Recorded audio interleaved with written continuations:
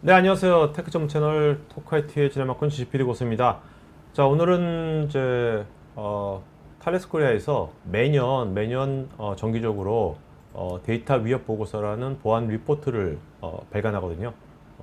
그래서 그것을 작년에도 저희 토크IT에서 관련된 거를 좀 잘 요약해 주셨고, 또 올해도 이제 그걸 할 거고요. 특히 이제 올해는 그거 하면서 요새 이제 랜섬웨어 동향과 특히 랜섬웨어의 이제 방어 방안, 또 이제 이런 관리자들이 예전에 이제 온프리미스 서버만 하면 되는데, 지금 이제 하이브리드 클라우드 되면서 다양한 이제 기기들의, 또 버추얼한 기기들의 계정 관리 다 해야 될 거 아닙니까? 엄청 많아졌습니까? 그런 것들을 어떻게 효율적으로 할 것인지, 이런 주제로 오늘 탈레스 코리아의 구병춘 이사님 게스트로 모셨습니다. 안녕하세요. 네, 안녕하십니까.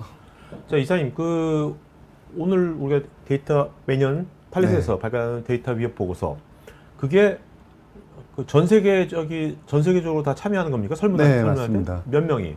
올해는 한 3천여 고객분들이 참여를 해주셨고요. 네. 매년 조금씩 늘어나고 있습니다. 그러면 그 3천여 고객을 네. 그게 탈레스의 현재 고객분들 중에서 네, 선정하는 네, 겁니까? 네. 그러면 그 중에서 한국 기업분들도 계시나요? 네, 정확한 숫자는 확인은 좀 어렵습니다만 아시아 고객분들이 한 200여 분 정도 포함이 되어 있고요. 네. 거기에 한국 고객분들도 일부 포함되어 있는 걸로 알고 있습니다. 그러면 그 설문 참여하시면 3천여 고객이라면, 네. 저 전 세계 그동안 탈레스 고객사가, 네. 기업 고객이 3,000명은 넘는다는 얘기 아니에요? 그렇죠. 네. 저도 10배는 될 것 같은데? 네, 맞습니다. 한 5만여 고객이 되는 걸로 알고 있고요. 네, 국내는요? 네. 국내에는 한 1,000여 대 고객이 있습니다. 네, 알겠습니다. 여기 이제 탈레스가 이제 뭐 다양한 이제 예전에 이제 어떤 분야별 솔루션이 있는데, 네. 지금 이제 데이터 시큐리티 플랫폼으로 지금 네. 한지도 꽤 됐죠? 좀 한 2, 3년 됐죠, 벌써. 네네네네. 그것이 계속 확장되고 있는 겁니까? 네, 확장되고 있고요. 오늘 그 확장된 그 기능들에 대해서도 후반부에 말씀을 드릴 겁니다. 네, 알겠습니다. 자, 한번 그러면 들어보도록 할까요? 네, 네. 맞습니다. 네, 오늘 말씀드릴 내용은 아까 언급했던 저희 데이터 위협 보고서, 그리고 약간 자매품처럼 나온 이제 그 부분 데이터 위협 중에서도 이제 클라우드의 도입이 많아지고 있기 때문에 클라우드 중점적으로 또 이제 스터디를 발간을 하고 있고요. 약간 어떻게 보면 자매품 정도로 생각하시면 될 것 같고요. 별책 프로. 네, 별책으로. 네. 한번 조사할 때 다 쭉 조사를 하고 네. 이제 클라우드 분야에 또 이제 분석을 또 가미를 한 자료라서 네, 별책 부록이라고 볼 수도 있고요. 네네. 자매품이라고 볼 수도 있는 그렇게 이제 세트로 발간을 하고 있고요. 그리고 또 한 가지 이제 저희 데이터 시큐리티 플랫폼에 추가된 솔루션들에 대해서 말씀을 드리도록 하겠습니다. 먼저 이제 데이터 스레드 리포트고요. 보시는 이제 QR코드를 통해서 저희 사이트에 접속을 하시면 보실 수가 있고요. 그래서 한글 메뉴를 고르시면 한글 페이지로 옮겨가고요. 거기서 또 한글 버전을 다운로드 받으실 수 있으니까요. 조금 관심 있게 보시면 APEC 에디션을 한글화되어 있는 걸 보실 수가 있습니다. 전체적인 내용을 보면 조금 작년과 크게 달라진 분야는, 작년과 트렌드가 굉장히 비슷하다라고 말씀드릴 수 있겠고요. 조금 다른 점은 이제 데이터 주권에 대한, 디지털 주권에 대한 부분이 조금 더 강화되고 있다. 그러니까 그 관심도가 늘어나고 있고 개념이 더 명확해지고 있는 거죠. 네. 그래서 보시는 것처럼 위치나 관할권을 지정해서 변경하거나, 이제 사실 이게 주권을 행사하는 거죠. 그래서 데이터가 내가 어디에 있는지에 대해서 명확하게 알려고 하는 거고요. 그리고 그 위치를 클라우드 사업자를 이용해서 CSP를 통해서 어떤 데이터 관리를 한다 하더라도 내 데이터가 어디에 있는지, 네 리전을 벗어나면 안 된다라든지, 네. 이런 주권을 이제 과감하게 정확하게 명확하게 행사하시는 분들이 계속 늘어나고 있고요. 사실 96%의 분들이 이미 하고 있기 때문에 사실은 디지털 주권에 대해서 거의 대부분 거의 전부 네. 하신다고 볼 수가 있는 그러니까 거죠. 이제 뭐 디지털 경제로 되면서 네. 데이터가 굉장히 네. 중요한 자원이 되는 거 아닙니까? 그렇죠. 그렇죠? 네. 네. 그렇다면 이것에 대한 권리라든지 네. 뭐 그런 것들에 대한 아무래도 그 컴플라이언스나 여러 가지 것들이 많이 생길 것 같아요. 네, 맞습니다. 그래서 컴플라이언스라는 게 생길까 예상을 했는데 이미 디지털 주권에 대해서 고객분들이 다 그렇죠. 행사를 하고 계시기 때문에 네네. 아마 컴플라이언스보다 이미 더 빠르게 움직였기 때문에 굳이 규제가 아니, 생기진 않을 것 같아요. 요새 챗GPT 나와가지고 네. 이제 요새 많은 기업들이 네. 오픈 AI에서 막 소송을 고르잖아요. 왜 우리 데이터를 네, 내 맞습니다. 허락도 막 네. 썼냐. 네. 막 그렇게 해가지고 앞으로 쓰지 마 이렇게 돈 내 뭐 이런 네, 식으로. 그렇죠. 그래서 지금 이제 AI 서비스를 하는 업체들도 그 고객의 데이터를 다른 고객이 보지 못하게 하겠다. 그렇죠. 멀티 테넌트화 해서 네. 고객별 데이터로만 따로따로 구분하겠다라는 게 지금 거의 그런 서비스들이 생겨나고 있는 정도가 아니라 거의 정착화되고 있는 것 같더라고요. 빠르게. 네네.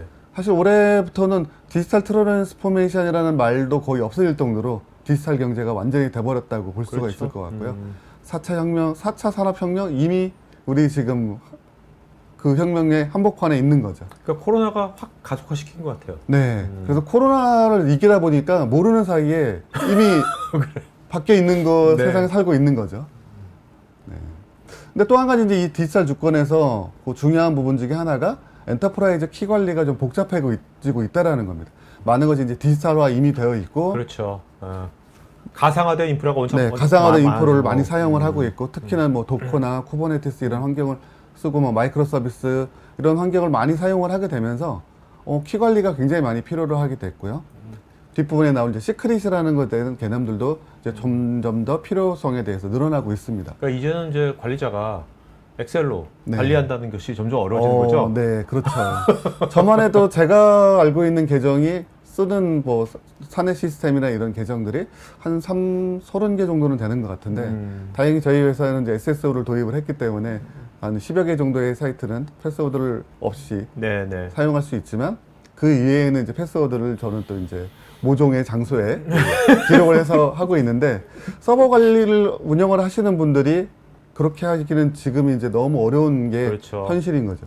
그래서 복잡성이 늘어나고 있다는 게 현재 계속 트렌드고요. 이 복잡성은 계속 늘어날 것 같습니다. 왜냐하면 기존에는 서버를 100대 운영하셨다고 하는 물리적인 서버를 근데 이제 가상화되다 보니까 뭐 그렇죠. 1000개, 2000개 100 곱하기 200 뭐 이렇게 되는 세기가 거죠. 굉장히 네네. 어렵죠, 그렇죠. 이제. 음. 한 100개까지는 세기가 쉬운데 네. 1000개 정도 되면 이제 이제는 전자계산기가 필요한 게 아닌가. 더하기가 이제 암산으로 안 되니까요. 네, 이런 굉장히 복잡해지고 있다는 게 현재의 트렌드가 되고 있고요. 또 한 가지 사스 사용이 늘어나면서 데이터 관리가 더 어려워지고 있습니다. 왜냐하면 사스는 서비스를 사용하면서 데이터가 그 사스 서비스 제공자의 그 환경에 저장이 되고 있고요. 다른 클라우드와 달리 불행용 온인크립션 같은 걸 사용할 수가 없고 자체 제공되는 보안 기능을 사용하면서 디지털 주권을 지키기 위해서는 암호키 관리만 사용할 수 있다라는 게 이제 네. 사스에서 환경에 보안에서의 좀 제약이라면 제약이고요. 이런 것들 때문에 사실은 이미 멀티 클라우드를 굉장히 이미 사용하고 계시는 거고 이런 환경들이 복잡해지고 있는 상황인 거죠. 저기 보면 오른쪽에 위에 보면 사스 애플리케이션은 주요 표적으로 가장 많은 표를 얻었다. 이게 무슨 네. 말입니까? 그래서 사스의 사용이 늘어나면서 네. 그럼 어디를 보완을 해야 될지 그러니까 고객분들께서 나는 여기가 약점일 것 같고 여기에 앞으로 공격의 타겟이 될 것 같다라고 예상을 하시는 게 바로 사스 어플리케이션입니다.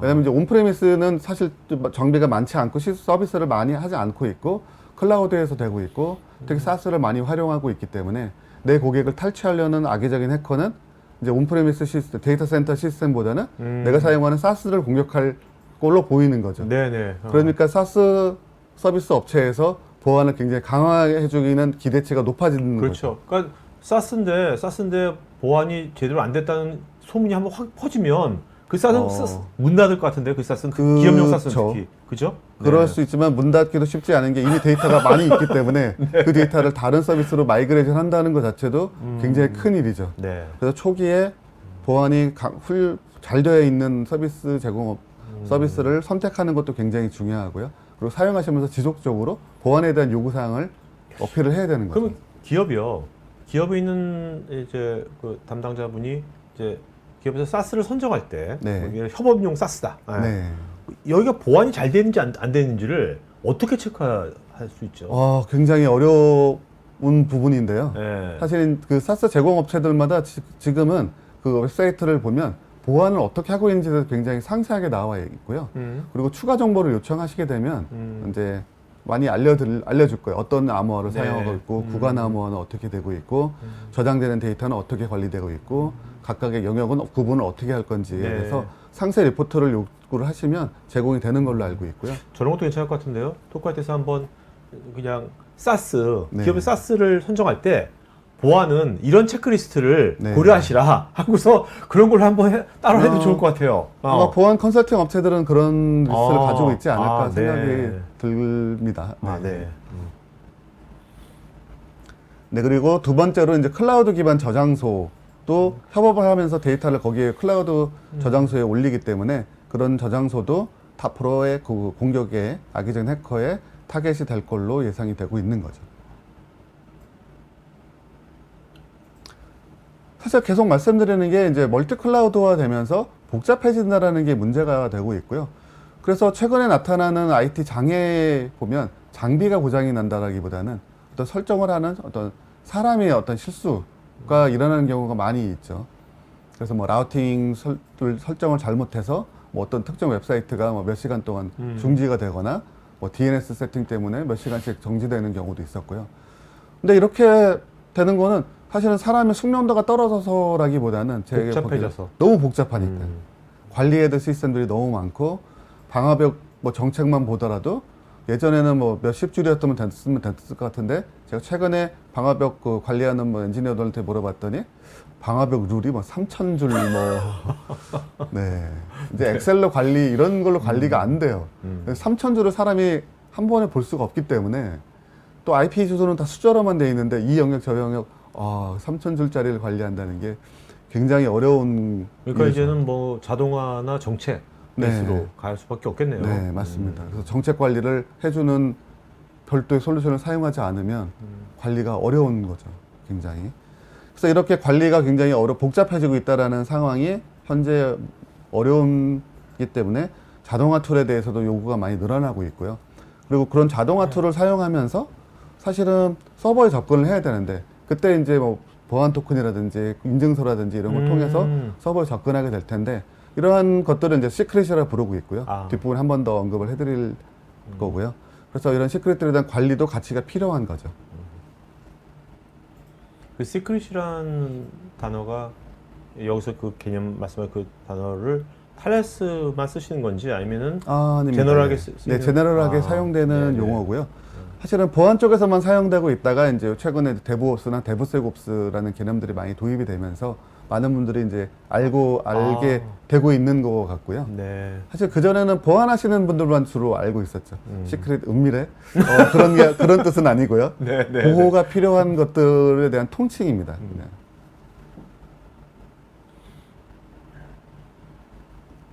그래서 디지털 주권에 대해서 유지하기 위해서는 암호화라든지 암호키 관리가 굉장히 중요한 요소라는 거에 대해서 많은 분들이 인식하고 계시고요. 네, 그래서 우려가 되고 있기 때문에 많은 준비를 하고 있고, 네. 그래서 여러분 수치적인 부분 숫자에 지금 몇 퍼센트다 몇 퍼센트다 이런 부분들보다는 전체적인 흐름이 굉장히 강화되고 네, 있고 네. 디지털 주권에 대해서 인식이 높아지고 있고 보안에 대한 인식이 높아지면서 보안이 좀 더 강화돼야 되는데 문제는 보안이 강화되는 속도보다 시스템이 복잡해지는 속도가 더 빠르기 때문에 그게 이제 보안 관리하시는 분들의 네. 어려움이 되고 있는 거죠. 시스템이 이제는 살아있는 것처럼 계속 성장을 하고 그렇죠. 데이터만 늘어나는 게 아니라 네. 시스템 수가 계속 늘어나기 때문에 네, 그래서 이 내용이 이제 그 내용이고요. 그래서 보안에 대한 인식도 굉장히 높아지고 보안에 대한 투자도 굉장히 많아지고 있지만 시스템이 너무 복잡해지다 보니까 네. 굉장히 어려움이 있지만 그래도 개선되고 있기 때문에 개선되고 있다는 게 첫 번째 81%라는 숫자로 볼 수 있는 게 개인의 데이터가 안전하게 관리되고 있다는 거에 대해서 81%의 고객분들이 확신하고 계시다라는 거죠. 네. 그래서 뭐 국내는 조금 더 수치가 낮은 이유는 아마 국내 분들은 좀 더 보수적으로 대하기 때문일 거라고 생각이 들고 있고요. 전체적인 트렌드는 계속적으로 숫자가 늘어나고 있다라는 거.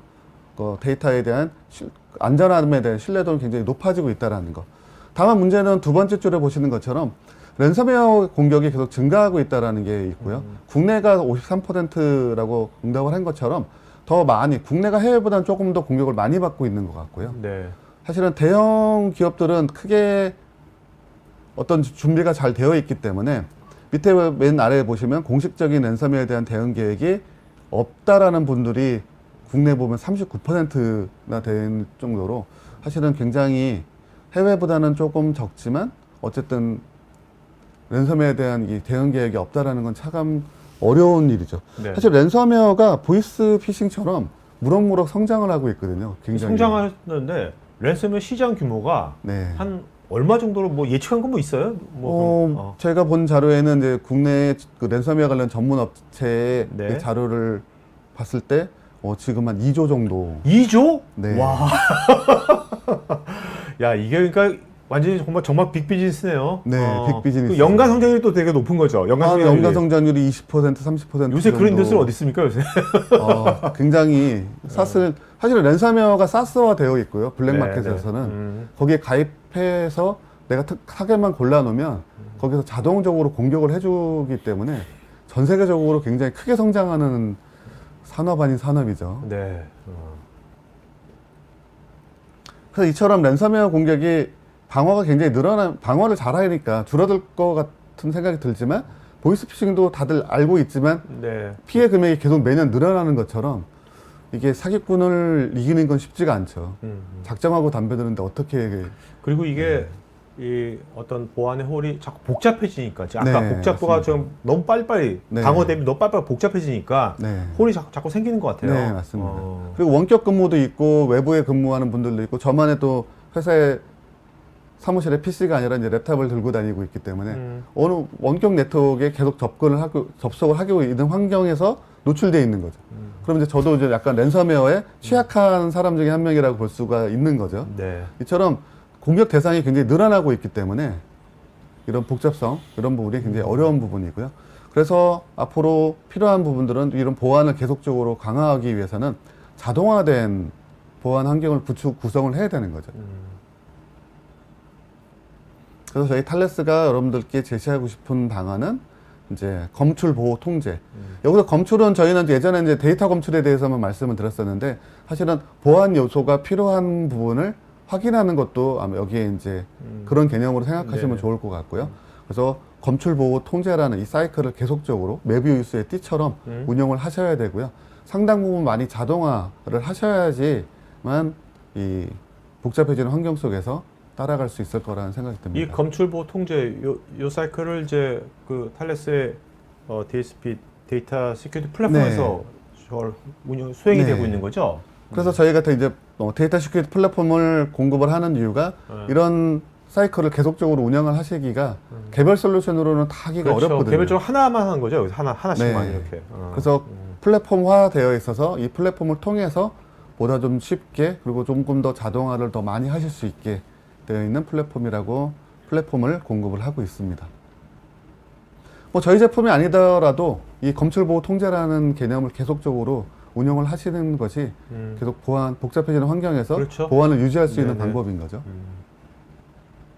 저 여기서 죄송합니다. 아까 전장표로 가서 이 검출 네. 디텍션하고 프로텍션 하는 것까지 이해가 되는데 네. 오른쪽에 컨트롤 있지 않습니까? 네. 컨트롤하고 프로텍트는 뭐가 다른 거예요? 근데 프로텍트라고 하면 이제 보통은 이제 암호화를 이제 얘기를 하는 거고요. 네. 컨트롤이라고 하는 암호화된 데이터에 대한 정책과 그다음에 암호키에 대한 통제. 네네네네. 오케이. 네. 그리고 최근에는 이제 사스를 많이 사용하시면서 그 자체 제공되는 네이티브 엔크립션을 사용하시다 보면 통제할 수 있는 게 암호키밖에 없거든요. 그런 식으로. 그래서 통제는 최근에는 암호키에 대한 통제가 굉장히 요구가 늘어나고 있습니다.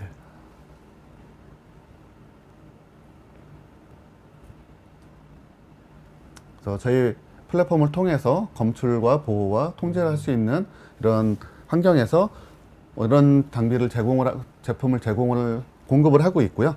여기에 저희가 랜섬웨어를 방어하는 제품, 그리고 오른쪽 끝에 보시면 이제 시크릿 관리 기능 이렇게 추가를 해서 이 플랫폼을 통해서 더 많은 기능을 하나의 화면에서 하실 수 있게 제품 기능을 강화하고 있습니다. 국내에도 지금 이 DSP를 뭐 풀 버전이 아니라도 항목별로 네. 쓰고 있는 데도 아까 1000여 개 된다고 네, 했으면 맞습니다. 그런 데들이 지금 이번에 새로 나온 이런 네. 기능들이 뭐 레고 블록처럼 꽂으시면 되는 거겠네요. 네, 라이센스 플러그인처럼? 활성화를 통해서 사용하실 수가 있고요. 네. 좀 약간 예전 고객분들은 사실은 이제 과거 버전을 사용하고 있어서 네네네. 최신 버전으로 업그레이드를 하셔야 되고요. 먼저. 네. 오케이. 최신 버전을 도입을 하신 다음에 라이센스를 통해서 활성화하시면 모든 기능을 사용하실 수가 있습니다. 그래서 뭐 전 세계 많은 고객분들을 통해서 이미 이제 검증되었다라고 말씀드릴 수 있겠고요. 그 기본적으로 암호키와 정책을 관리를 하면서 전체적인 이 플랫폼의 구성 요소들을 솔루션들을 다 하나의 화면에서 컨트롤할 수 있게 만들어지는 제품이 이 저희의 사이퍼트러스 데이터 시큐리티 플랫폼이라고 플랫폼이고요. 사실 많은 업체들이 이 DSP라는 데이터 시큐리티 플랫폼을 공급을 하고 있고요.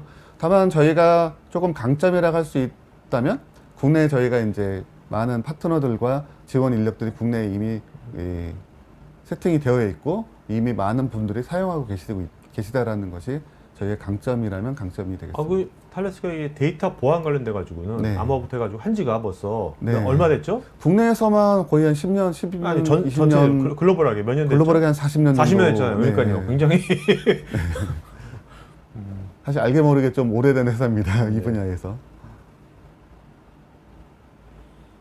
그래서 많은 기능들을 여기서 보실 수가 있고요. 이런 기능들의 이제 시크릿 관리와 랜섬웨어 기능이 추가되었고요. 이런 부분들을 조금 더 자세히 말씀드리도록 하겠습니다. 사실 랜섬웨어는 아까도 말씀드렸다시피 굉장히 무럭무럭 성장이 안 해야 되는데 그렇지만 안타깝게도 계속적으로 피해가 늘어나고 있는 그런 상황이고요. 질문하신 분들께서 사스에 대한 랜섬웨어 공격이 사스는 사실 랜섬웨어 공격하기가 거의 불가능한 해야 정확한 거겠죠. 그렇죠. 제가 그 사스랑 랜섬웨어를 말씀드렸던 거는 랜섬웨어 공격을 할 수 있는 사스가 블랙마켓에 있다라는 네네. 그 말씀을 드렸던 거고요. 그래서 굉장히 쉽게 랜섬웨어 공격을 할 수 있기 때문에 랜섬웨어 피해가 줄어들지 않는다. 그러니까 랜섬웨어 공격이 사스화됐다는 거 아니에요? 네, 그렇죠? 맞습니다. 네. 그래서 굉장히 쉽게 돈만 내면 공격을 할 수 있으니까요. 그래서 피해가 계속적으로 늘어나고 있는 그런 상황이고요.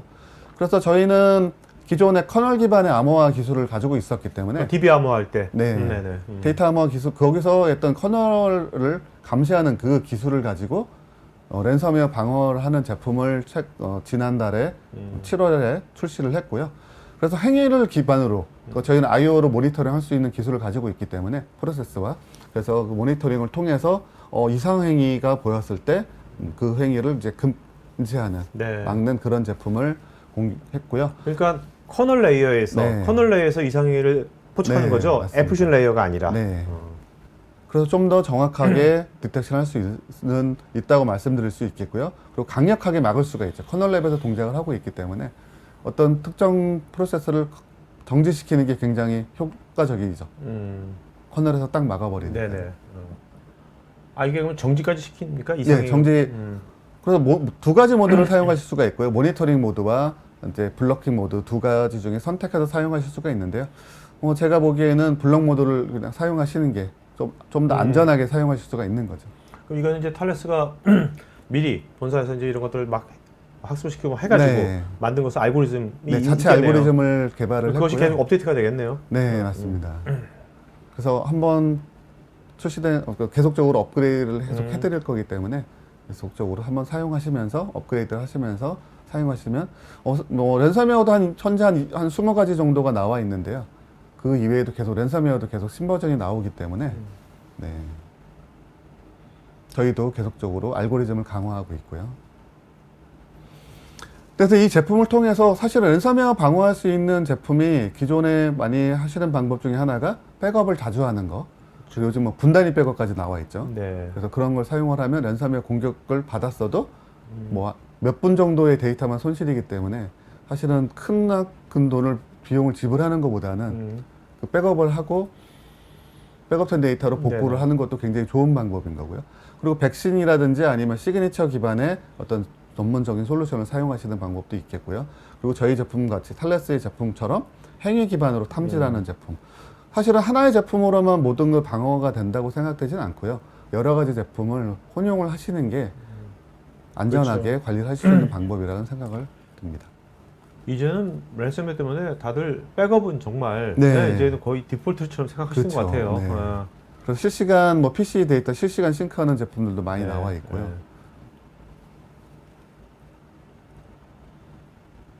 그래서 저희 제품 특징은 행위 기반으로 탐지를 하고 있고요. 그리고 이미 랜섬웨어가 들어와 있는데 활약은 하지 않은 상태라고 하더라도 저희 제품은 커널상에서 I/O를 모니터링하고 있기 때문에 랜섬웨어가 동작하기만 하면 바로 거기에 반응을 해서 동작을 하기 때문에 좀 굉장히 유용하게 랜섬웨어를 막을 수 있을 거라고 말씀드리고 싶습니다.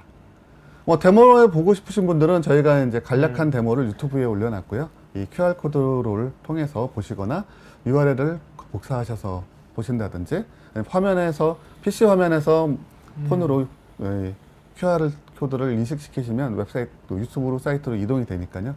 한번 웨비나가 끝난 다음에 한 번씩 네네. 보시면 좋겠습니다. 두 번째로 저희가 저희 데이터 시큐리티 플랫폼에 추가한 기능은 시크릿 매니지먼트고요. 사실 시크릿 매니지먼트 하면 시크릿이 뭔가 아까도 살짝 말씀을 드렸지만 그 시크릿에 대해서 조금 더 자세히 말씀을 드리면 아이디 패스워드도 사실은 시크릿의 일종인 거고요. 그리고 암호화를 할 때 암호키도 시크릿의 일종인데 네. 사실 최근에 이제 시크릿이라고 부르는 것들은 사실은 머신 대 머신의 통신에 이용되는 것들을 주로 시크릿이라고 부르고 있습니다. 왜냐면 아이디 패스워드, 사용자의 아이디 패스워드는 최근에 이제 IAM을 통해서 관리가 대부분 되고 있기 때문에 그 영역은 이제 사용자 계정이라는 이름으로 부르고 있고요, 주로. 그리고 시크릿은 머신 대 머신이 사용되는. 사실은 이제 도커가 사실은 이 시크릿을 많이 만들어지게 하는 배경이 될 수 있을 텐데요. 도커끼리 통신을 할 때 도커끼리 통신을 하면 안 되니까 보안 토큰을 만들거든요. 네. 그래서 보안 토큰을 가지고 그 보안 토큰을 가지고 통신을 해야만 내가 믿을 수 있는 신뢰할 수 있는 곳이다라고 생각을 하고 이제 머신 대 머신끼리 이제 데이터를 주고받게 되는데요. 사실 그 토큰을 안 바꾸고 관리가 어려우니까 예전에는 네. 그걸 하나 한 번 만들면 1년 이상씩 사용을 했거든요. 그러면 해커가 한번 토큰을 가져가면 네. 자기가 신뢰받는 도커인 양 해서 접근을 해서 중간에 데이터를 탈취할 수가 있죠. 그래서 주기적으로 계속적으로 토큰을 바꿔줘야 되거든요. 근데 도커가 이렇게 한두 개도 아니고 몇천 개의 도커를 운영하고 있는데 거기에 있는 토큰을 일괄적으로 바꾼다라는 거는 사람의 손으로 할 수 없는 거죠. 그래서 자동화가 되어 있는 솔루션들을 도입을 해서 도커가 한 번씩 네네. 새로 생길 때마다 그쪽에서 보안 토큰을 가져와서 하게 한다면은 굉장히 안전하게 사용할 수도 있는 것처럼 그래서 이렇게 이제 시크릿이라는 거의 관리가 굉장히 필요로 하지는 상황이 되고 있습니다. 사실은 머신의 숫자도 세기가 어렵기 때문에 거기에 사용되고 있는 인증서, 보안 토큰의 이런 숫자는 정말 세기가 더 어렵죠. 그리고 최근에 이제 SSH도 굉장히 강화가 되고 있는데 네. 막 서버에 사용되는 SSH 인증서도 주기적으로 교체를 해야 된다. 왜냐면 교체를 안 하면 저것도 마찬가지로 네. 유출된 인증서를 통해서 손쉽게 누가 들어올 수가 있기 때문에 이런 식으로 많은 것들이 변화가 되고 있고요. 또 요새 보면 이제 AI가 좀 확산되면 이제 인텔리전한 봇들도 많이 생길 거 아닙니까? 그러니까 나쁜 분 말고 네. 그러니까 도움이 되는 봇들이 많을 텐데 네, 봇끼리 그렇죠. 또 막 한다든지 뭐 그렇죠. 할 때도 저런 게 많이 네, 거기서도 보안 토큰이 그렇죠. 필수적으로 필요로 하게 되는 거죠. 그래서 이런 시크릿의 관리가 굉장히 커지고 있고요. 그래서 아까도 IT 환경이 전반적으로 복잡해지는 게 문제라고 했는데 말씀드렸던 것처럼 이 시크릿의 규모가 점점 늘어나다 보니까 저희가 조사를 한 게 저희가 아니라 다른 데서 조사를 해봤는데 62%의 조직이 얼마나 많은 이 시크릿을 사용하고 있는지를 파악하기가 어렵다라고 답변을 했다라는 거죠. 사실 제가 생각하기에도 저도 IT를 하는 사람이지만 제 아이디 패스워드 개수도 잘 모르고 있는데 한 30개 정도 된다고 말씀드렸지만 그것도 정확히 모르는데 네, 이런 머신과 머신이 사용되는 아, 이 그렇죠. 시크릿 개수를 누군가 확인한다는 게 불가능하죠. 제가 보기에는 예, 맞습니다. 피디님 말씀하신 것처럼 거의 불가능해. 왜냐면 디지털 머신이 디지털 가상 이래들이 그냥 있는 게 계속 없어졌다 새로 생기고 네, 맞습니다. 하잖아요. 네, 그러니까 그게 또 진짜 문제죠. 왜냐하면 필요할 때 많이 만들었다가 그렇죠. 자원이 네. 다른 데 필요하면 없애고 다른 이제 가상 머신들이 생성이 되기 때문에 그 인증서의 개수는 정말 셀 수가 없을 정도로 많죠. 그래서 저희는 이 데이터 시큐리티 플랫폼을 통해서 시크릿까지 관리할 수 있는 기능을 제공을 이제 하고 있고요. 그래서 이런 기능을 통해서 안전하게 관리를 하실 수가 있게 되는 거죠.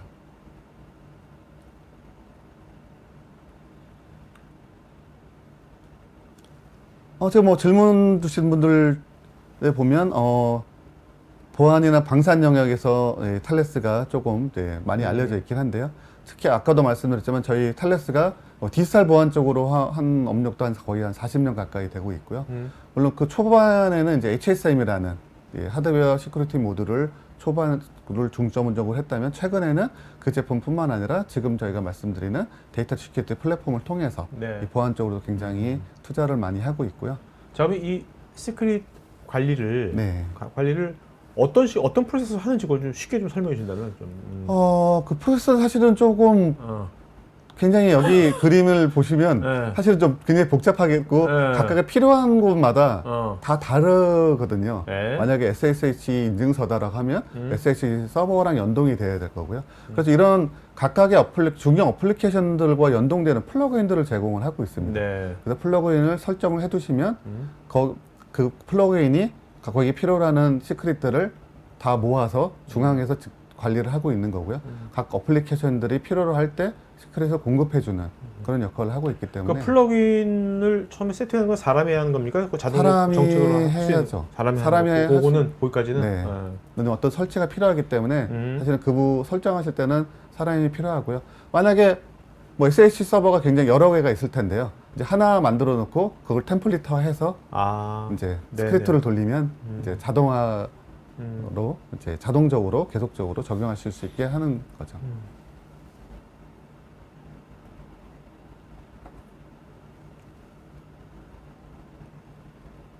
네, 여러 군데 이제 사실은 시크릿도 분산되어 있어서 관리가 되게 어려웠던 것들을 하나의 환경으로 모음으로써 안전하고 관리를 하고 사실은 현황을 알아야지. 네. 제가 엊그제 어떤 세미나 갔더니 그분께서 굉장히 강조하신 부분이 가시적으로 뭔가 보여야 보안을 할 수 있는데 보이지가 않으니까 보안을 하기가 어렵다라는 거죠.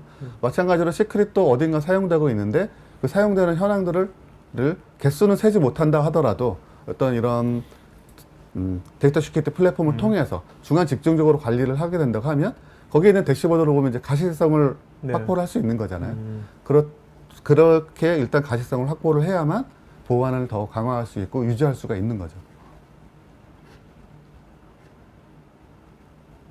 그래서 여러 시크릿에 대해서 이제 오류의 가능성을 줄이는 게 사실은 굉장히 중요한 포인트일 거고요. 그래서 저희는 다양한 플러그인들과 스크립트들을 제공을 해드려서 최대한 자동화하실 수 있게 한번 만들어놔서 잘 되면 계속 똑같은 걸 사용하실 수 있게 이런 부분까지도 계속 제공을 하고 있어서 그 플러그인들이 그러면 다 공개되기도 합니다. 네, 플러그인들은 이미 저희 이제 웹사이트를 통해서 어떤 플러그인들이 있는지 어떻게 사용하실 수 있는지 다 그 문서들은 다 나와 있고요. 저도 뭔가 마켓플레이스면 나중에 이렇게 굉장히 네, 되겠네요. 네, 공간이 만들어지겠네요. 네, 그렇게 예상을 하고 있습니다. 네. 이 시크릿 관리 이것이 이제 나올 겁니까? 이미 뭐 기업들이 이걸 쓰고 있습니까? 이미 저희는 출시를 했고요. 네. 사실은 저희 혼자만 이 기능을 개발한 게 아니라 사실은 여기 보시는 에킬리스라는 이 시크릿 전문 업체와 저희가 협업을 해서 만든 솔루션이고요. 네. 그래서 저희는 기존에 있는 이 DSP에서는 게이트웨이 역할을 합니다. DSP에서 게이트웨이 역할을 해서 여기 다양한 어플리케이션들과 연동을 해서 거기에 사용되는 시크릿들을 모아서 에킬리스 쪽에 저장을 하는 형태로 되어 있고요. 사실 저장 이게 어떻게 보면 저장은 이제 사스 형태로 네, 맞습니다. 사스 형태로 되어 있고요. 그래서 저희의 좀 장점이라고 말씀드릴 수 있는 게 사실은 저희 DSP를 사용하고 계시면 그냥 라이센스 활성화만 시키시고 플러그인들 연동만 하시면 끝이거든요. 굉장히 빨리 도입을 하실 수 있다는 게 저희 장점이고요. 그리고 시크릿 저장소에 대해서 고민을 하지 않으셔도 된다라는 게 사스 형태로 되어 있고 전 세계 20여 개 이상의 그 데이터 센터에 분산돼서 보관되고 있고요. 뭐 디스크레이드처럼 너다섯 군데 정도만 데이터 센터에 접근이 가능하면 시크릿을 복원할 수가 있거든요. 그리고 실제 시크릿들은 여기 네트워크 단절되면 큰일 나지 않나라고 생각하실 수 있을까봐 사실 시크릿들은 다 이쪽 게이트웨이에 캐싱이 되어 있고요. 아, 네. 사실은 시크릿이 크기가 되게 작거든요. 왜냐하면 인증사라고 해도 전체적으로 4kb가 그렇죠. 정도이고 그게 뭐 몇만 개 된다고 하더라도 몇백 메가 뭐 몇 기가 정도면 다 커버가 가능하고요. 요즘 아시다시피 뭐 시스템 메모리가 이미 뭐 200메가, 300기가 막 맞아요. 이런 기가 단위로 하니까. 네, 200기가, 256기가 서버가 요즘 굉장히 흔하더라고요. 512는 네. 조금 이제 안 흔하지만 256기가는 256기가 메모리 서버는 굉장히 흔한 그런 상황에서 사실은 뭐 몇 기가 정도의 시크릿을 캐싱으로 한다는 거는 사실은 크게 전혀 부담되지 않는 것 같고요. 그래서 어쨌든 이런 플러그인과 스크립트들을 에키리스를 통해서 저희가 공급을 받고 있고요. 저희는 이제 전반적인 지원을 글로벌하게 지원을 하는 형태로 되어 있어서 이미 제품을 출시되어 있고요. 네, 이미 에킬리스 쪽의 제품을 많은 고객분들 사용하고 계시고 저런 우리가 많이 쓰고 뭐 쿠버네티스, 앤서블 이런 거하고의 플러그인이 얼마나 잘 돼 있냐가 되게 중요하겠네요. 네, 그래야 맞습니다. 사용 편의성이 높아지지. 네. 그렇지 않으면 또 저걸 또 짜야 될 거 네, 아닙니까? 저것도. 이미 한 20여 개, 30 여기 보시면 23개 이상의 왜냐면 계속적으로 늘어나고 있기 그렇겠죠. 때문에 네. 뭐 매일매일 늘어날 정도는까지는 아니더라도 음. 네, 몇 달에 하나씩 계속 늘어나고 있고요. 흔히 많이 사용되고 있는 것은 어플리케이션들과 연동이 되도록 이제 플러그인들을 제공을 하고 있고요. 보시는 것처럼 뭐 앤서블이나 뭐 퍼핏 이런 네. 것들과 연동도 되고 있기 때문에 자동화를 할 수 있는 자동화되어 있는 스크립트 안에서 시크릿 관리까지 한 번에 하실 수가 있는 네, 그런 기능을 제공을 하고 있습니다. 그래서 이런 걸 통해서 DSP를 통해서 데이터 시큐리티에 대한 암호키 관리뿐만 아니라 시크릿 관리까지 하나의 환경에서 함으로써 전체적으로 총소요 비용이 당연히 줄어들 거고요. 그리고 하나의 화면에서 볼 수가 있기 때문에 새로운 기능을 익히지 않으셔도 되는 거죠. 크게 하나의 화면에서 관리를 하실 수가 있는 부분이고요.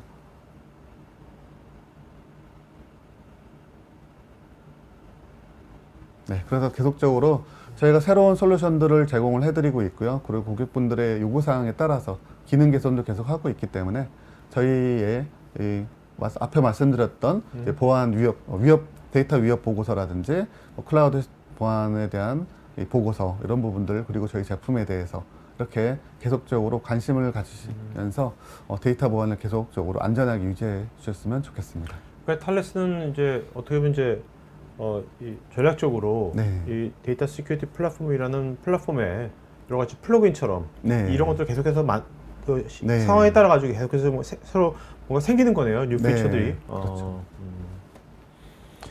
자, 이제 Q&A 시간 갖도록 하겠습니다. 여러분 이제 설문조사 할 거니까요. 설문에 여러분들 특히 이런 오늘 이런 시크릿 관리라든지 또 보안 랜섬웨어라든지 이런 관련돼 가서 상담이 필요한 분들은 상담 요청하시기 바랍니다.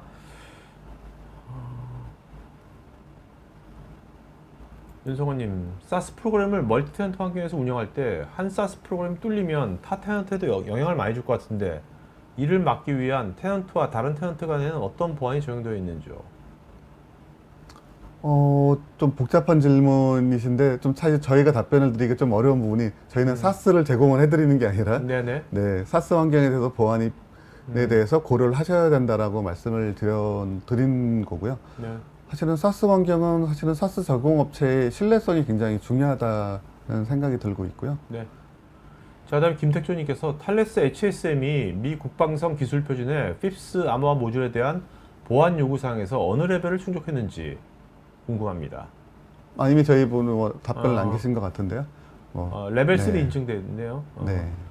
그 다음에 전영진님께서 시크릿의 크기가 몇백 메가 또는 몇 기가 정도 작아서 캐시도 저장될 수 있다고 하셨는데 인터넷 대규모 장애 발생 시 시크릿 정보의 수정을 긴급하게 진행하게 되면 클라우드의 내용과 캐시의 내용 사이에 차이가 발생할 수 있어서 네, 그럴 수가 있겠죠. 네. 네. 시크릿 정보를 수정을 했다고 하면 저희가 게이트웨이에서 캐싱을 하고 있는데 네. 게이트웨이에 먼저 반영이 되고 그 데이터가 동시에 사스 쪽에도 저장이 되는 거거든요. 네네네. 그렇다고 하면 최신보는 약간의 굉장히 미묘한 레이턴시 차이겠지만 게이트웨이 쪽이 더 가지고 있는 거죠. 그렇기 때문에 그 차이 때문에 문제가 생길 가지고 있다가 연결되면 다시 이제 네, 가지고 있으면 동기화를 사출적이 시키는 거라서 네, 네.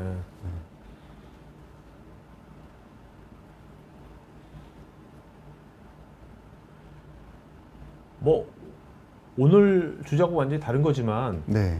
양재원께서 뭐 그냥 선생님 그 양자 암호화 있잖아요. 양자 암호화. 네, 양자 암호화는 좀 어떻게 흘러가는 것 같아요? 사실 양자 암호화도 굉장히 보안의 화두 중에 하나고요. 국내에서도 굉장히 많은 투자가 이루어지고 있고요. 그리고 양자 암호화 관련돼서 국정원에서도 표준을 이미 제정을 해서 그 표준에 대한 제품을 이제 인증하는 그런 절차도 이미 만들어져 있고요. 표준까지 나왔고 네. 인증까지 나왔어요? 네, 굉장히 빠르게 진행되고 있고요. 지금 미국에서 이렇게 미국을 중심으로 많은 이제 학자분들이 연구를 하고 있는데 내년에 그 정확하게 양자 내성 암호화 알고리즘이 선정될 걸로 지금 후보가 4가지가 선정이 되어 있고요. 이미 최종 기술 검토를 하고 있어서 네. 내년 중반이면 아마 표준이 딱 정해질 걸로 보고 있고요. 양자 암호화에 대한 양자 내성 암호화.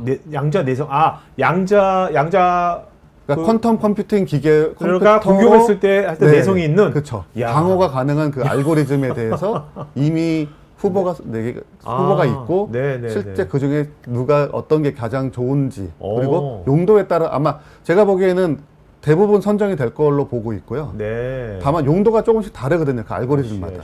그래서 지금 하는 AES 암호화용이 있을 거고 인증서용 RSA나 ECC 같은 데에 대응이 가능한 알고리즘. 이 용도별로 다 달라서 아마 대부분 선정이 될 걸로 보고 있고요. 네. 저희 탈레스도 사실은 이 부분에 대해서 굉장히 많은 투자를 하고 있어서 그렇겠네요. 저희가 같이 참여한 알고리즘도 하나 후보에 올라가 있고요. 내년에 정말 그거 선정이 되면 네. 그때 우리 다시 그 주제 갖고 얘기해도 되게 재밌을 것 같은데요. 부분도 그리고 국내에서도 굉장히 많은 시범 사업들이 지금 이루어지고 있고요. 네. 소규모로 진행되고 있지만 많은 부분들이 있고요. 국내에서는 특히나 또 SK텔레콤 사실 전 국민의 회사니까 이제는 SK텔레콤이라든지 여러 업체들이 이미 많은 투자를 하고 있고요.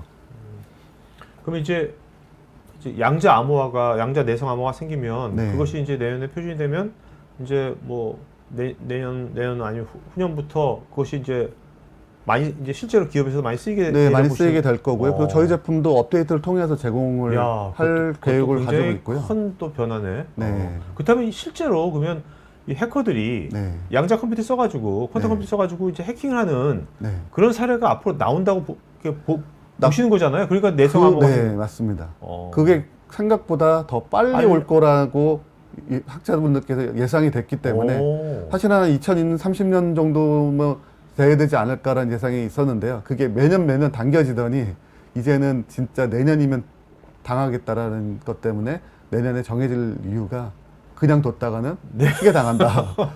그러면 좀 궁금한 게 그런 이제 퀀텀 컴퓨터 써가지고 해킹을 공격을 한 사례가 있나요 지금? 아직은 크게 없어 보이는데 사실은 요즘 스토리지가 굉장히 저렴하잖아요. 그러니까 뭐냐면 그냥 네트워크 트래픽을 암호화돼 있던 상관없이 그냥 다 긁어요. 그냥 몇백 기가 몇백 테라 상관하지 않고 그냥 다 저장해 놔요.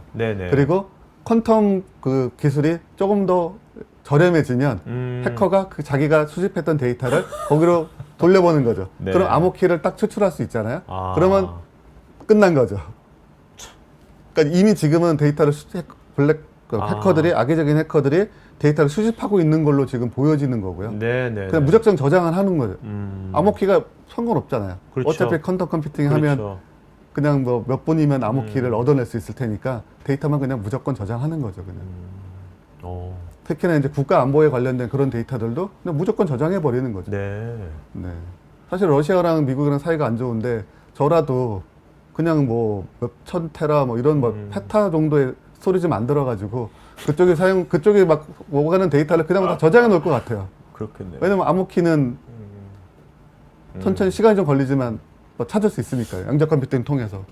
북한에서 그 전략 사업으로 좀 추진하고 있을 것 같은데 아무래도. 아마도 블랙마켓에서 그쪽 이미 랜섬웨어로 돈도 많이 벌고 있는데 지금 그죠? 아마 그런 것들을 이미 시스템을 갖춰 놓고 있는 걸로 분석이 되니까 양자 내성 암호화가 내년에 표준이 선정이 되고 이게 굉장히 빨리 움직이는 거죠. 양자 암호가 이제 현실로 다가온 거네요. 저는 아직 뭘 줄 알았는데.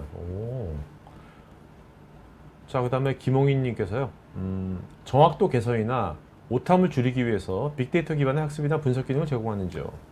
저희가 따로 제품 차원에서 제품의 어떤 옵션으로 제공을 해드리지는 않지만 저희 제품을 개발하는 과정에서 계속적으로 이런 빅데이터 기반의 학습이나 분석, 저희가 검출 솔루션도 가지고 있는데 거기에도 이제 검출 네. 엔진을 만들려면은 걔를 이제 학습을 시켜서 만들어야 되기 때문에 물론 걔가 학습 기능까지 가지고 있으려면 이 시스템 자원을 너무 많이 소모하기 때문에 네. 최적화 시켜서 이제 엔진화 시키는 거고요. 어떤 제품 개발하는 와중에는 그 과정상에서는 AI나 뭐 머신러닝 이런 부분들을 계속적으로 활용을 하고 있고요.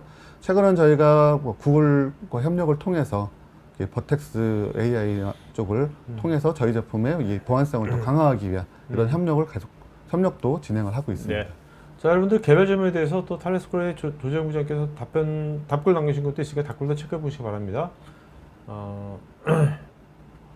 이민수님은 멀티 클라우드 관련해서 시크릿과 머추리티가 뭔가? 머추리티 의미에 대해서. 모처리티는 성숙도일 네. 텐데요. 그래서 저는 조금 네네. 들어보지 못한 개념인 것 같고요. 오케이. 시크릿은 아까 말씀드렸던 네네. 것처럼 이제 네. 클라우드상의 어떤 통신을 하면서 사용되는 이제 크레덴셜이라든지 이런 보안을 유지하기 위한 여러 가지 네. 정보들을 네. 시크릿이라고 하고 있습니다. 자, 김광준님은 요즘 클라우드를 사용하다가 뭐 서비스 또 이렇게 경비 문제 이런 것 때문에 이제 그 다시 온프리미스로 돌아가는 경우도 꽤 있거든요. 요즘 보면. 네. 그럴 때 탈레스가 그것을 도와줄 수 있는 뭐 그런 것이 있는 건지. 저희 솔루션은 사실은 지금 이제 클라우드 친화적으로 계속 성장했지만 어쨌든 기본적으로 저희 제품도 이제 온플레이스 환경에서 운영되던 제품들이 네. 였기 때문에 네. 사실 저희 제품을 계속적으로 온프레미스 환경에서 사용하시는데 전혀 문제가 없거든요.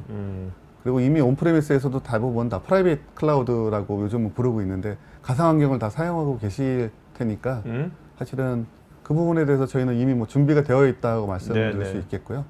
그리고 저희 제품의 장점이라기보다는 저희 이제 라이선스의 그 정책의 장점이라고 말씀드릴 수 있다면 저희는 뭐 이를테면 서버 대수 기준으로 하는 라이선스가 있다고 하면 머신이 바뀌어도 그냥 개수만 체크하거든요. 네네. 네, 뭐 다른 업체 같은 경우에는 뭐 OS를 리눅스 쓰다가 윈도우로 바꾸면 새로운 라이센스를 구매해야 된다라는 그런 정책을 가지고 있는 것도 있지만 저희는 리눅스에서 윈도우로 바뀌든 윈도우에서 리눅스에서 바뀌든 동일한 개수를 사용하신다고 하면 그냥 네네. 동일하게 계속 사용하시면 동일하게 알겠습니다. 머신 수만 체크를 하기 때문에 이런 부분에 이런 라이센스 정책의 유연성도 조금 도움이 되실 것 같습니다. 네.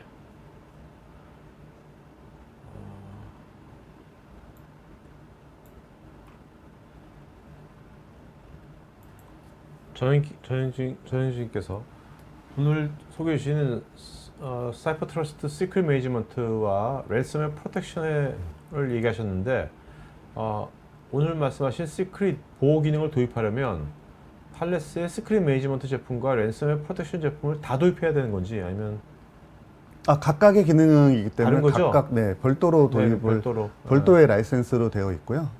이런 것을 그리고 이제 특히 랜섬웨어 프로텍션이나 시크릿 매니지먼트 쪽을 자 우리 회사에서 탈레스 이제 뭐 키 관리 때문에 DSP가 있어요. 네. 있는데 저 두 개는 없어. 네. 근데 저걸 일단은 뭐 저걸 구매하기 전에 일단 뭐 체크해 보시고 하고 싶을 거 아니에요. 점검이라는 체크. 네. 뭐 그럴 때 뭔가 어떤 식으로 미리 저걸 사지 않는 상태에서 네. 해볼 수 있는 건 어떤 식으로 할 수 있나요? DSP가 있다면. 네. DSP가 없으셔도 상관없고요. 네. 뭐 데모를 원하시면 네. 사실은 저희가 이제 커뮤니티 에디션이라고 해서 무료 버전도 제공을 해드리고 있기 때문에 그래요? 저희 사이트에서 그냥 DSP 다운로드 받으시고 그다음에 저희 쪽을 요청을 주시면 사실 이제 각각의 요소 소프트웨어들은 다 뭐 공개되어 있는 것도 있고 공개 안 되어 있는 것도 네. 있지만 네. 저희 쪽에 요청을 주시면 90일 사용하시는 데모 라이센스를 이미 제품 안에 들어가 있기 때문에 I see. 그런 부분을 지원을 해드릴 수 있고요. 그거 온 시키면 되는 거니까. 네, 맞습니다. 그럼 DSP가 그 커뮤니티 버전이 있군요. 네, 커뮤니티 버전이 있습니다. 그래서 그거는 그러면 엔터프라이즈 버전하고 뭐 기능은 거의 동일. 기능의 제약이 조금 있지만, 있고요. 네. 하지만 뭔가 이렇게 체험을 다 해보실 수가 있고요. 다 해볼 수 있는 거네. 저 네. 플러그인들을 다. 네. 그리고 커뮤니티 에디션도 있지만 커뮤니티 에디션에서 그 버튼 하나 클릭하시면 90일 동안 모든 엔터프라이즈 기능이 활성화가 되는 기능도 있거든요. 그래서 90일 동안 사용하시다가 조금 더 해보시고 싶으면 사실 하나 더 새로 띄우시면 또 90일이 되고요. 네. 아니 그렇게 하면 자꾸 안 사고 계속 하면 어떡해요? 그래도 기술 지원 받고 싶으실 것 같은데요. 네. 네, 저희의 전문적인 지원을 받으시면 보다 더 쉽게 사용할 수 있는 사용법이라든지 베스트 프랙티스를 저희가 또 제공해 드릴 수 있으니까요. 네. 자, 여러분들 관심 있는 분들은 지금 말씀하신 것처럼 그러면 탈레스 홈페이지에 네, 있습니까? 홈페이지에 보시면 네. 네, 홈페이지에서 여러분들 커뮤니티 버전 그 탈레스의 플랫폼이죠. 데이터 시큐리티 플랫폼을 다운받으셔가지고 네. 그죠? 뭐 90일간 엔터프라이즈 버전 쓸 수 있으니까 네, 오늘 맞습니다. 한번 이것도 한번 해보시면 시크릿 관리도 90일 데모 라이센스를 제공해 드리니까요. 네네네. 보통 그렇게들 많이 하십니까? 처음 점검할 때? 뭐 어떤 상담 같은 거 하면 보통 네, 상담하시거나 뭐 POC 요청하시면 네. 그 며칠 정도 사용하시는지 많이 궁금해 하시거든요. 왜냐하면 네. 보통 기존의 POC는 하루 이틀 정도만 보여드리고 다 회수를 해가는 경우가 많은데 저희는 고객분의 환경에서 가상 머신만 제공해 주시면 네. 다 세팅해 드리고 여기 라이센스 90일 동안 마음껏 활용해 보시고 이제 오케이. 김택조님, 멀티 클라우드의 복잡성으로 증가하는 보안 위협으로 다수의 회사가 두 개의 파스 및 다스 또는 사스 기반 보안 솔루션을 사용하고 있는데 탈레스는 다양한 플랫폼의 보안 솔루션을 제공하는지와 권고하는 보안 플랫폼 형태는 어떤 게 있을까요? 사실 저희는 어떤 보안 플랫폼은 저희 이제 사이버 트러스트 데이터 시큐리티 플랫폼, 저희는 CDSP라고 부르는 네. 이 하나의 플랫폼을 가지고 있고요.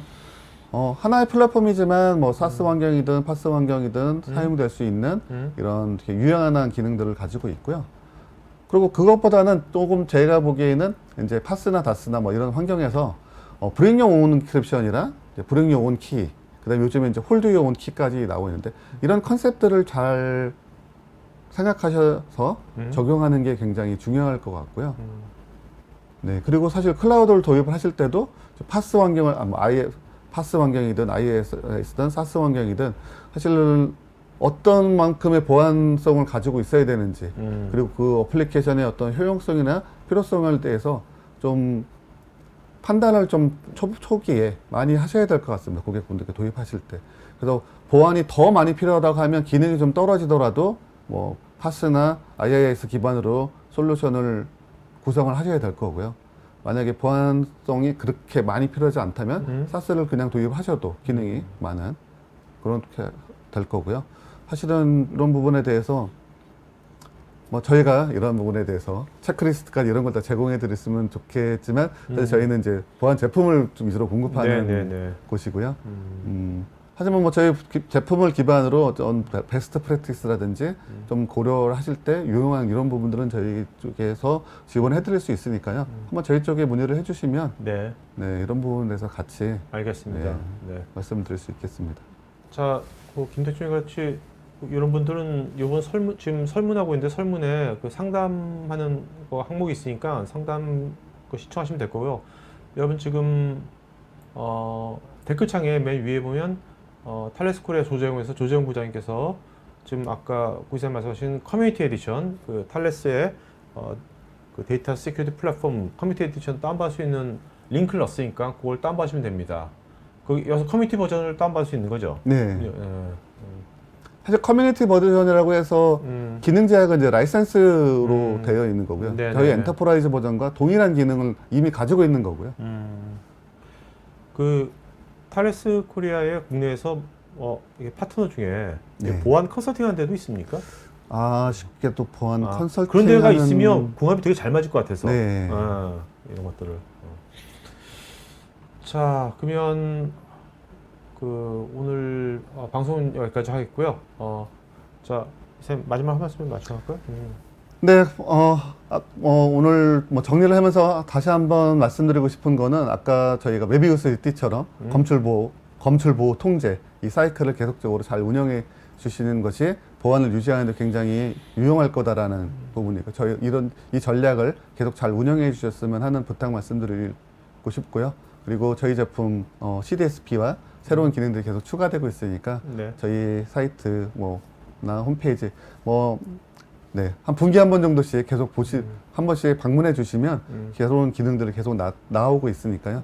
그리고 커뮤니티 에디션에도 기능들이 계속 추가되고 있습니다. 이런 네네. 부분들도 가끔씩 확인하시면서 보시면 이 슬기로운 보안 생활에 많이 도움이 되지 않을까 하는 말씀 드리고 싶습니다. 알겠습니다. 자, 오늘 방송에서 마치겠고, 여러분 오늘 2시에는 뭐 탄소세, 그다음에 ESG 관련 탄소세 관련돼 가지고 특히 이제 해외 수출 기업이나 제조업 계신 분들은 관심 있는 주제일 것 같으니까 관심 있는 분들은 또 2시에 뵙겠습니다. 자, 오늘 방송에서 마치겠습니다. 네, 고맙습니다. 네, 고맙습니다. IT 전방송 토크IT에서 테크 분야별 생동감 있는 생방송 토크 웨비나에 쉽게 참여하실 수 있습니다. 구글이나 네이버에서 한글로 토크IT 치시거나 토크IT.tv 사이트로 오시면 됩니다.